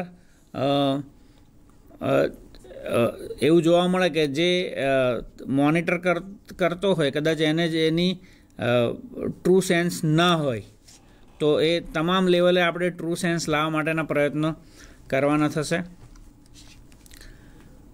ઇન્ક્લુઝિવ લર્નિંગ પેડાગોજી વારે ઘડીએ વાત કરું છું, એના ઉપરની વાત છે કે ટીચર્સ ટ્રેનિંગ અને એજ્યુકેશનની અંદર સતત એન્ગ્રેવિંગ કરવું પડશે. એટલે કે તમામ પ્રી સર્વિસની ઇન સર્વિસની આવનાર સમયની જે વાત હોય એ મેં તમને કીધું એમ ઇક્વિટેબલ અને ઇન્ક્લુઝિવ ગોગલ્સ એના વિઝન અને મિશનથી જ દરેક ડોક્યુમેન્ટને સ્કેન કરવાના થશે. એટલે it is a prerequisite condition કે આના વગર ચાલે નહીં. એમ કે ગાડી હોય તો એની પ્રી રિક્વિઝિટ કન્ડિશન છે કે એન્જિનને 4 પૈડા તો જોઈએ જ. એમ ગાડીની આ પ્રી રિક્વિઝિટ કન્ડિશન છે. બાકીના ઓટોમેટિક ગિયર રાખવા, મેન્યુઅલ ગિયર રાખવા, સીધું સ્ટિયરિંગ રાખવું, ચોરસ રાખવું એ ચોઈસ છે કાર માલિકની. પણ 4 પૈડાને એન્જિન આ જે છે ને પ્રી રિક્વિઝિટ કન્ડિશન છે. આવનાર સમયના એજ્યુકેશનની પ્રી રિક્વિઝિટ કન્ડિશન જે છે ઇક્વિટેબલ એન્ડ ઇન્ક્લુઝિવ, આ 2 શબ્દો સમજવા પડશે અને આત્મસાત કરવા પડશે. તો આપણે આવનાર સમયમાં જે પણ સરકારશ્રી દ્વારા પોલિસીઝ ને ચેન્જીસ આવે એને ઇફેક્ટિવલી આપણે ઇમ્પ્લિમેન્ટ કરી શકશું. અને જે મેં તમને કીધું એમ start with the end in mind. સૌથી પહેલાં છેલ્લાની વાત એટલા માટે મેં તમને કીધું કે આ 6.19 ને 6.20 છેલ્લી 2 સ્લાઇડ. તો આ જે છે એ ન્યૂ કલ્ચર કઈ રીતના આવશે તો કે ટીચર્સ ટ્રેનિંગથી corresponding changes will come, inclusive curriculum school પણ ઇન્ક્લુઝિવના સંદર્ભમાં છે. દરેક રિસોર્સિસ પ્રોવાઈડ કરવામાં આવશે. Bias free, stereotypes free system develop કરવાના પ્રયત્નો કરવામાં આવશે. એટલે આવા કેટલા ઘણા પ્રયત્નોના આધારે જે આ ચેપ્ટર્સ છે એની વાત કરવાની છે. ફરીથી એકની એક વાત કે ધીસ ઇઝ અ રેફરન્સ જે આવનાર આગલા ચેપ્ટરને હવે પછીના ચેપ્ટર જે બી આવશે તો એક સ્કૂલના શિક્ષક તરીકે, એક એડમિનિસ્ટ્રેટર તરીકે, કે ગવર્મેન્ટ એડમિનિસ્ટ્રેટર તરીકે તમામે તરત આ 2 પ્રશ્નો મગજમાં આવવા જોઈશે કે is it equitable, is it inclusive. જો હા તો આપણે આગળ વધવું, ના તો પાછું જેમ અભિક્રમિત અધ્યયન કરતા હતા એમ કઈ જગ્યાએથી રેક્ટિફિકેશનની જરૂર છે આપણે ચર્ચા કરવી પડશે. વધુ વિગતો ફરીથી જ્યારે મળીશું ત્યારે કરીશું. ત્યાં સુધી thank you. Thank you Bhaumikbhai. મિત્રો, ભૌમિકભાઈએ જે વાત કરી રાષ્ટ્રીય શિક્ષણ નીતિમાં મુદ્દા નંબર 6 સંદર્ભે ઇક્વિટી અને ઇન્ક્લુઝિવ એજ્યુકેશન સંદર્ભે, મિત્રો ફરી કહી દઉં કે આ કોઈ નવી વાત નથી, નવી કોઈ પદ્ધતિ નથી, નવું કોઈ પોલિસી નથી. ઇન્ક્લુઝન ઇન એજ્યુકેશન અથવા તો ઇન્ક્લુઝિવ એજ્યુકેશન, જ્યારે આ મુદ્દા પર વાત કરીએ ત્યારે આ આપણો એક સ્વભાવ બનવો જોઈએ. જ્યારે કોઈ પણ વસ્તુ જોઈએ ત્યારે ઇન્ક્લુઝનના ચશ્માથી એ વસ્તુ જોવાવી જોઈએ. ત્યારે જ ખરા અર્થમાં આપણે ઇન્ક્લુઝિવ એજ્યુકેશન તરફ જઈશું. બાકી ઇન્ક્લુઝિવ એજ્યુકેશન એ કોઈ ચોક્કસ પ્રકારનું એવું પુસ્તક કે એનો અભ્યાસક્રમ નથી જેને આપણે ફોલો કરીએ એટલે આપણે એના લર્નિંગ આઉટકમને સિદ્ધ કરી શકીએ. તો એમણે સ્પષ્ટ કહ્યું છે કે સ્કૂલ કલ્ચર બદલવાની જરૂર છે. અને ઇન્ક્લુઝનની જ્યારે વાત કરીએ ત્યારે બેનિફિશિયરીઝને ધ્યાનમાં રાખીએ ત્યારે બેનિફિશિયરીઝને બધા લાભ મળતા હોય છે, લાભાર્થીને બધા લાભ મળતા હોય છે. અને એના માટે એણે એપ્રોચ કરવો પડે સિસ્ટમને. ઇન્ક્લુઝનની વાત કરીએ, સમાવેશનની વાત કરીએ ત્યારે સિસ્ટમે સામે ચાલીને જે વંચિત લોકો છે, લાભાર્થી છે, તેને લાભ આપવો પડશે એવી વ્યવસ્થા ગોઠવવી પડશે. એટલા માટે સિંગલ વિન્ડો સિસ્ટમની પણ અહીંયા વાત થઈ છે. પ્રી રિક્વિઝિટ કન્ડિશનની જે વાત કરી, સ્વાભાવિક છે કે વર્ગના દરેક બાળકને ધ્યાનમાં રાખીને આપણું વર્ગ કાર્ય થવું જોઈશે હવેથી. કારણ કે વર્ગમાં જેટલી પણ વેરાયટી હશે દરેકની નીડ અલગ હશે. બહુ સરસ 2 શબ્દ વાપર્યા. અત્યાર સુધી આપણે સ્પેશિયલ નીડ્સની વાત કરતા હતા, હવે સ્પેસિફિક નીડ તરફ જવાનું છે. દરેક વ્યક્તિની, દરેક બાળક, ઇવન તમારી શિક્ષક તરીકે તમારી પોતાની પણ સ્પેસિફિક નીડ હોય છે. કદાચ એવું બને કે અત્યારે જે માધ્યમનો ઉપયોગ કર્યા છે એ માધ્યમ કેટલાકને અનુકૂળ નહીં આવતું હોય, કેટલાકને હોમ લર્નિંગ ઘણું સારું પડતું હશે, કેટલાકને વર્ગખંડની પ્રક્રિયા ઘણી સરળ રાખતી હોય છે. તો આ દરેકની નીડ છે, આ દરેકની જરૂરિયાત છે, અને ધ્યાનમાં રાખીને હવે આપણે આગળ વધવું પડશે. સેન્સિટાઇઝેશન સ્વાભાવિક છે, મુદ્દાના અંતમાં આ મુદ્દો આપેલો છે, પણ આ સેન્સિટાઇઝેશન્સ એક્રોસ ધ પોલિસી પહેલા પાનાથી શરૂઆત કરો અને છેલ્લા પાના સુધીના તમામ મુદ્દામાં ક્યાંક ને ક્યાંક ઇન્ક્લુઝન શબ્દ, ઇક્વિટી શબ્દ આવેલો છે. આના પરથી આપ એનું મહત્ત્વ સમજી શકશો કે આવનારા સમયમાં આ મુદ્દો આપણા માટે કેટલો અગત્યનો બની જાય છે. ઘણા નવા શબ્દો, નવી ટર્મિનોલોજી આપણને આપી. URG under represented group, SEDG socially economic disadvantage group, urban poors, SEZ specially educational zones, KVS, NV ને KGBBનો પ્રચાર પ્રસાર જે છે તેની વાત કરી. CWSN અંતર્ગત RPWD rights of person with disability act 2016 આ પણ આપણા માટે જાણવો ખૂબ જરૂરી છે. આખો ના જાણો તો કંઈ નહીં, પણ એનો 13 નંબરની ડિસેબિલિટી છે લર્નિંગ ડિસેબિલિટી. સીધી આપણને લાગુ પડે છે, વર્ગખંડમાં લાગુ પડે છે. ઘણા બાળકો એવા હશે જે સ્વસ્થ હશે પણ લર્નિંગ ડિસેબિલિટી ધરાવતા હશે, વર્ગખંડમાં હશે, જેનું લર્નિંગ એચિવમેન્ટ ઓછું, અને આપણે એને અલગ અલગ પ્રકારના ટેગિંગથી એને ઓળખીએ છીએ. તો આ ટેગિંગ દૂર કરીને એનું પણ લર્નિંગ આઉટકમ સિદ્ધ થઈને આગળ વધે તેની વાત આ પોલિસીમાં કહે છે, અને બહુ સરસ રીતે એને રજૂ કરવા માટે ભૌમિકભાઈનો આભાર. હવે મિત્રો, ગુજરાતમાં જે આ સંદર્ભે લર્નિંગ SEDGમાં જે અલગ અલગ વર્ગની વાત કરી, એમાંથી એક વર્ગ એવો છે કે જેને લેંગ્વેજનો પ્રોબ્લેમ છે. અને એક્રોસ ધ ગુજરાત આપણે જોઈએ છે કે કહેવત છે 12 ગાવે બોલી બદલાય. તો આ બોલી, આ સ્થાનિક ભાષાને કારણે ઘણીવાર એવું બને છે વર્ગખંડમાં બંને પક્ષે, શિક્ષક અને વિદ્યાર્થી પક્ષે કેટલીક મુશ્કેલીઓ ઊભી થાય છે અને અધ્યયન વ્યવસ્થિત રીતે થઈ શકતું નથી. તો એના માટે સરકાર તરફથી ગુજરાત રાજ્યમાં કયા કયા પ્રયાસો અત્યાર સુધી કરવામાં આવેલા છે તેની વાત કરવા માટે હું BM રાઉત સાહેબને વિનંતી કરું છું. રાઉત સાહેબ. નમસ્કાર. સમતામૂલક અને સમાવેશી શિક્ષણ અંગે ભૌમિકભાઈએ વિગતવાર વાત આપ સૌ સમક્ષ મૂકી છે. આપ સૌ જાણો છો તે મુજબ રાષ્ટ્રીય શિક્ષણ નીતિ 2020માં આખા દેશમાં ઉચ્ચ અને ગુણવત્તાવાળું શિક્ષણ ઉપલબ્ધ બને એવી વાત એક મૂકવામાં આવેલી છે. તેની સાથે બીજી એક અગત્યની વાત એ છે કે સમાજના તમામ સ્તરના બાળકો માટે આવું શિક્ષણ ઉપલબ્ધ બને. એટલે અહીં જે તમામ સ્તરની વાત છે એ તમામ સ્તરમાં ઇન્ક્લુઝિવ એજ્યુકેશન અંતર્ગત જે કેટલીક જાતિઓ છે, એટલે કેટલાક સમાજના જે બાળકો છે એ બધા જ બાળકો શાળામાં નિયમિત આવી શકતા નથી. શરૂઆતમાં એમનું નામાંકન થાય છે એટલે શાળામાં દાખલ તો થાય છે, પણ સમય જતાં કોઈને કોઈ સંજોગોના લીધે આવા બાળકો એ નિશાળ છોડી જાય છે.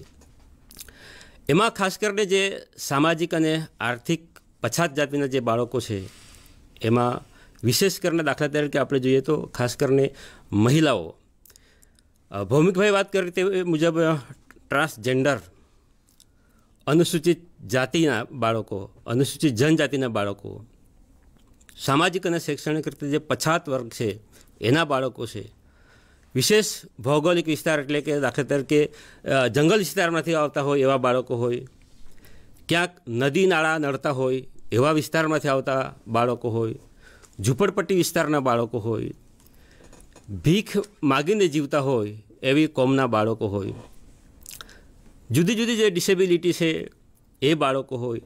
એટલે આ બધા બાળકો એ માટેના શિક્ષણની વાત છે. રાષ્ટ્રીય શિક્ષણ નીતિ 2020માં તો એમ પણ કીધું છે કે જે પાઠ્યચર્યા છે એ પાઠ્યચર્યા અને કેટલાક સમાજના જે બાળકો છે એમનું જે જીવન છે એ જે જીવનશૈલી જીવે છે એ જીવનશૈલી અને વિષય વસ્તુના મુદ્દા બહુ મેચ થતા નથી એવું પણ આમાં એક ઉલ્લેખ છે. એટલે દાખલા તરીકે તમને એક ઉદાહરણ આપું તો ઘણી વખત કોઈ એકમમાં કે પાઠ્યપુસ્તકમાં એવી વાત હોય કે તમારા ઘરે તમારા મમ્મી કઈ કઈ વાનગીઓ બનાવે છે, પણ મિત્રો કેટલાક સમુદાયો તો એવા છે કે એમના ઘરમાં આવી કોઈ વાનગી બનતી જ ન હોય. એટલે આવા બાળકોને આનો બિલકુલ ખ્યાલ પણ નથી. એટલે ખાસ કરીને રાષ્ટ્રીય શિક્ષણ નીતિ 2020માં જે કેટલીક જોગવાઈઓ છે કે જે આ સ્તરના બાળકો છે, આ સ્તરના બાળકો માટે પણ એ કેટલાક પ્રયાસો થયેલા છે. અને એમાં ખાસ કરીને જે જુદા જુદા જે ટ્રાઇબલ સ્પેસિફિક જિલ્લાઓ છે એમાં આ દિશામાં જે કામો થયેલા છે ખાસ કરીને જે બોલીની વાત છે એ બોલીમાં આવા બાળકોને જો શિક્ષણ મળે તો એ ખૂબ ઉપયોગી બને અને આવા બધા જ બાળકોને આપણે નિશાળે લાવી શકીએ. એટલે આવા જે જુદા જુદા ડાયટો છે એમાં દાખલા તરીકે બનાસકાંઠાની વાત કરું તો બનાસકાંઠામાં દાંતા અને અમીરગઢ તાલુકાના જે બાળકો છે એમાં ખાસ કરીને ત્યાંની બોલીમાં એ શબ્દકોશ તૈયાર કરવામાં આવેલું છે. અને આ શબ્દકોશ જે છે એ શબ્દકોશ એ દાંતા અને અમીરગઢ તાલુકા સિવાયના જે બીજા તાલુકાને કે બીજા જિલ્લાના જે શિક્ષકો છે એમને આની તાલીમ આપવામાં આવે છે. એટલે જેથી કરીને આ કક્ષાના બાળકોને એ વ્યવસ્થિત આવા શિક્ષકો તાલીમબદ્ધ પામેલા શિક્ષકો એને વ્યવસ્થિત સમજાવી શકે. એટલે આ એમનું સરસ મજાનું એક ડોક્યુમેન્ટ બનાસકાંઠા ડાયટે બનાવેલું છે. એ જ પ્રમાણે કચ્છની વાત કરું તો કચ્છમાં કચ્છી બોલી છે. એટલે ત્યાં કચ્છ ડાયટે પણ ત્યાંના જે લોકલ કચ્છી ગીતો છે એનું સરસ મોડ્યુલ બનાવેલું છે અને દેશભક્તિના ગીતો અને સાથે કચ્છી પાઠાવલી પણ તૈયાર કરીને આપવામાં આવેલી છે. તે સાથે એક કચ્છી શબ્દકોશ બનાવેલું છે. અને આ ડાયટે એટલે કચ્છ ડાયટે એ ત્યાંના જે બિન કચ્છી શિક્ષકો છે એમને એની તાલીમ આપેલી છે અને એ તાલીમ એ બાળકો સુધી પહોંચાડેલી છે, જેથી બાળકોને પણ એક એવું લાગેલું છે કે ભાઈ આ જે શબ્દો છે એ અમારા શબ્દો છે, એટલે આ શિક્ષક છે તે પણ અમારો છે. એટલે આ પ્રમાણે એ વ્યવસ્થિત આવા બાળકોને ત્યાં શિક્ષણ આપવાના પ્રયાસો થયા છે. કચ્છમાં તો જે શિક્ષણ સિવાયના જે બીજા માણસો છે એમને પણ આની તાલીમ આપવામાં આવેલી છે. એ જ પ્રમાણે ડાયટ દાહોદમાં પણ આ દિશામાં ખૂબ સરસ કામ થયું છે.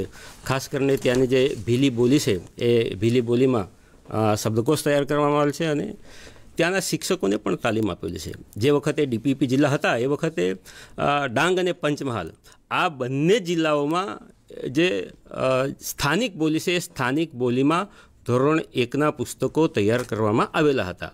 અને ત્યાં જે ટ્રાઇબલ પોકેટ છે એ ટ્રાઇબલ પોકેટમાં પણ આવા પુસ્તકો આપેલા હતા. એટલે આ દાહોદમાં DVD પણ બનાવવામાં આવેલ છે. એ જ પ્રમાણે ડાયટ નર્મદામાં પણ આ દિશામાં ઘણું બધું કામ થયેલું છે.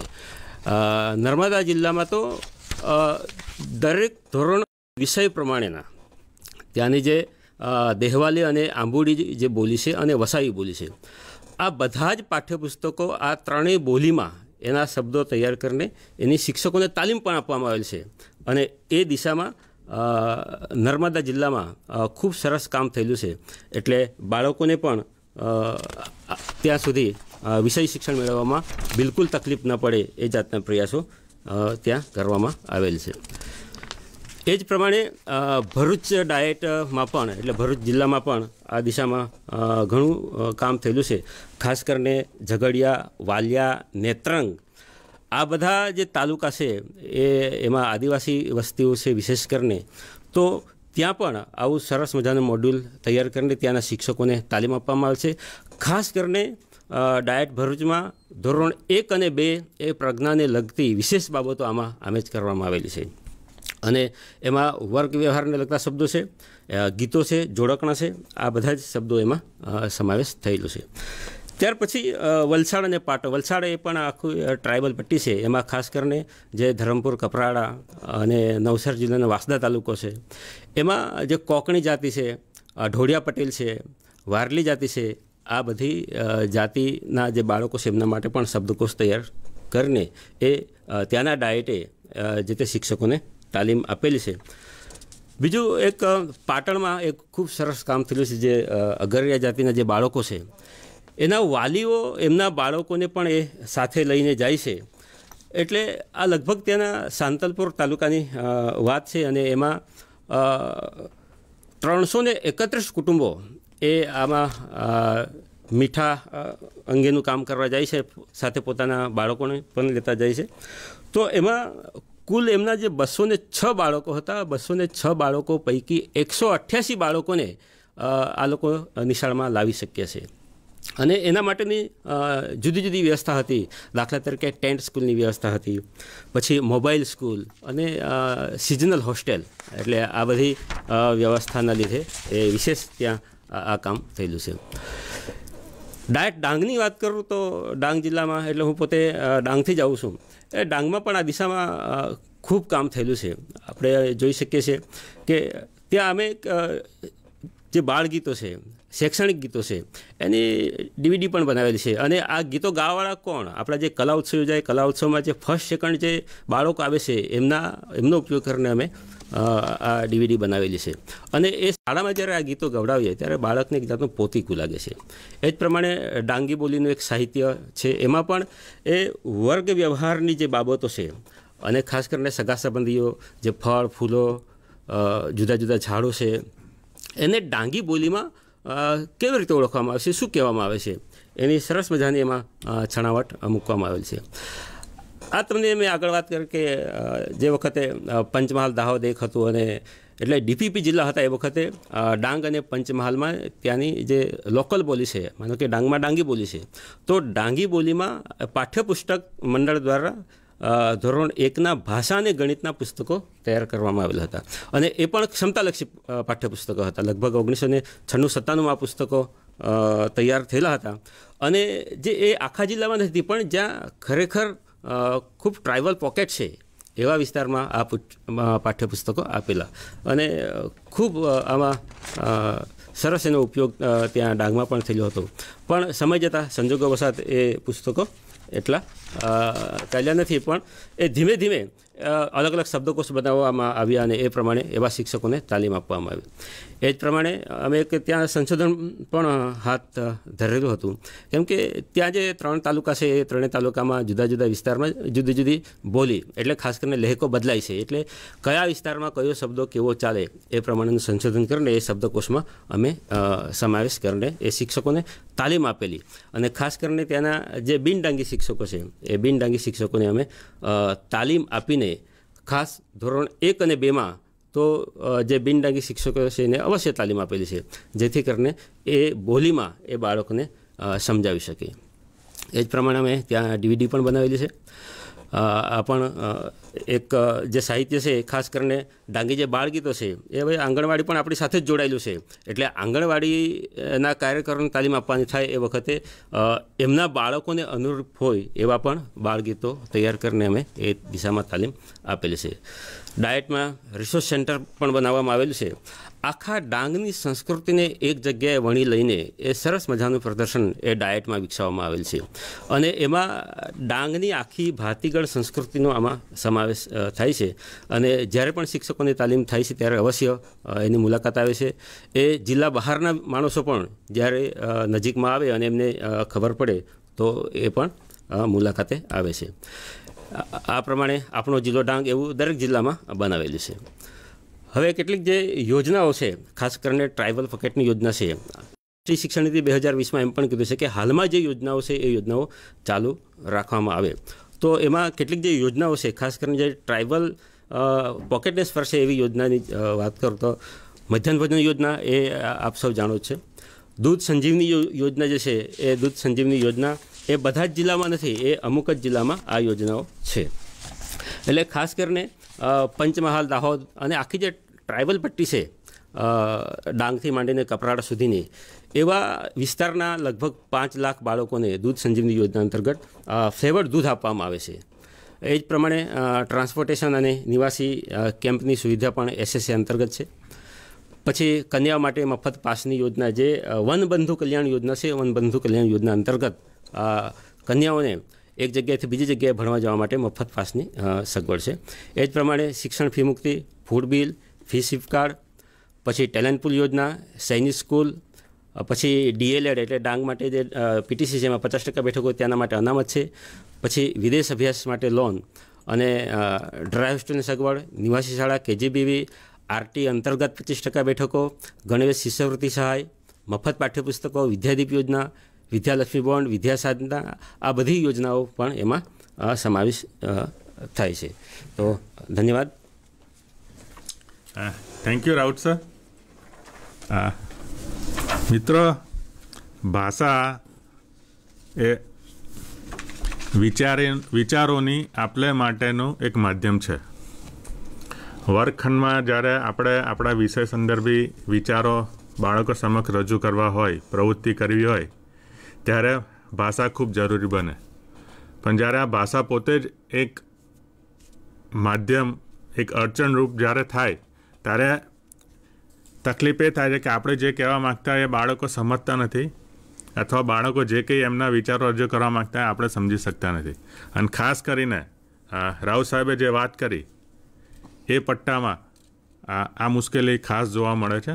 ગુજરાતના કોઈ એક ઉત્તર ગુજરાતના ડિસ્ટ્રિક્ટ જિલ્લાનો કોઈ શિક્ષક જ્યારે દક્ષિણ ગુજરાતના બોર્ડર એરિયામાં નિમણૂક પામે છે અને ત્યાંની સ્કૂલમાં કામ કરે છે ત્યારે સૌથી પહેલો પ્રોબ્લેમ આવે છે કે બાળક અને શિક્ષક વચ્ચેની ભાષા એ અલગ અલગ હોય છે. એ સ્થાનિક ભાષા અથવા એને જે બોલી કહીએ તે બદલાય છે અને તેને કારણે વર્ગખંડમાં આપણે જે કરવા જઈ રહ્યા છે તે એક હર્ડલ્સ રૂપે રહે. અને NEPનો એક સૌથી મોટો ભાગ છે જે ભાષામાં તમે જોશો, ભાષા એ કોઈ દિવસ અધ્યયન માટે અડચણરૂપ ના બને તેની તકેદારી રાખવાની વાત સ્પષ્ટ રૂપે નીતિમાં કરવામાં આવેલી છે.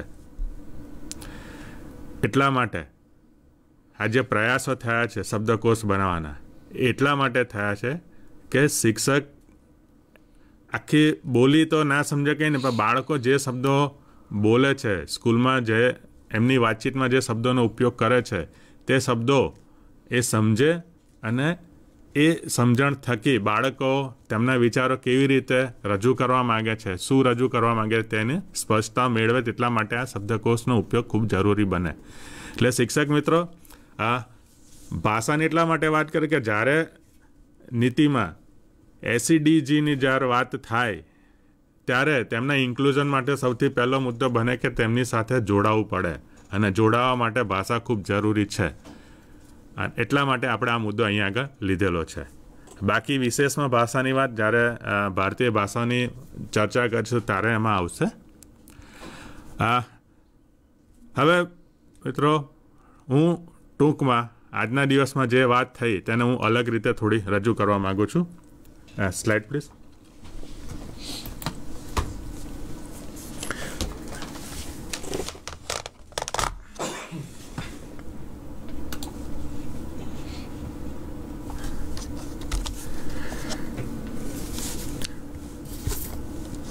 ઘણા શિક્ષક મિત્રો જેમણે આ પ્રેઝન્ટેશન અગાઉ જોયેલું હશે, પણ હું ફરીથી આપને એ જ કહું છું કે જ્યાં સુધી તમારી અને મારી સમજણ એક નહીં થાય ત્યાં સુધી આ મુદ્દો અને આ પ્રેઝન્ટેશન વારંવાર તમારી સામે આવશે અને એના સંદર્ભે જોઈ શકશો કે એનું મહત્ત્વ કેટલું. હવે શા માટે આપણે ઇન્ક્લુઝન તરફ જઈ રહ્યા છે તેની વાત કરો. એક આ બુક જો અંગ્રેજીનો બાદ ન હતા આ બુક અવશ્ય વાંચવા જેવી છે, અથવા તો ઇન્ટરનેટ પરથી આનો જીસ્ટ એટલે આનો સંક્ષેપ સારાંશ પણ અવેલેબલ છે, એ જરા વાંચી લેવું. એ ગુજરાતીમાં પણ તમને મળી શકે એમ છે. Why do I need a teacher when I have got Google. Ian ગિલબર્ટનું આ પુસ્તક છે.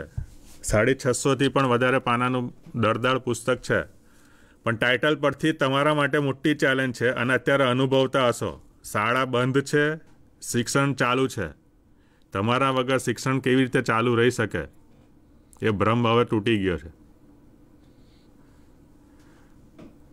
ટેકનોલોજીનો પ્રભાવ એટલો થયો છે, ગૂગલને લોકો ગુરુ પૂર્ણિમાના દિવસે પગે લાગે છે. હવે આપણું સ્થાન જોખમમાં છે કે નહીં, આ પુસ્તક એના માટે ચેતવણી રૂપ છે. ખરેખર જો ટેકનોલોજી હોય, લર્નિંગમાં મદદરૂપ થતી હોય તો શા માટે ટીચરની જરૂર છે? જવાબ તો છે જ. પુસ્તક વાંચશો તો જવાબ મળી જશે. ટીચરની જરૂર છે, પણ શા માટે?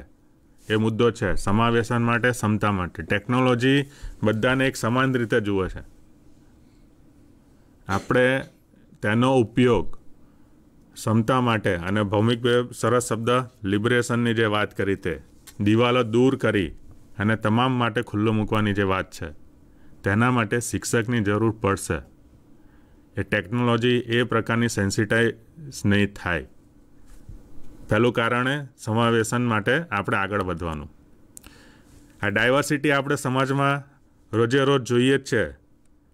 આના માટે સમાવેશન ક્ષમતાની જરૂર છે.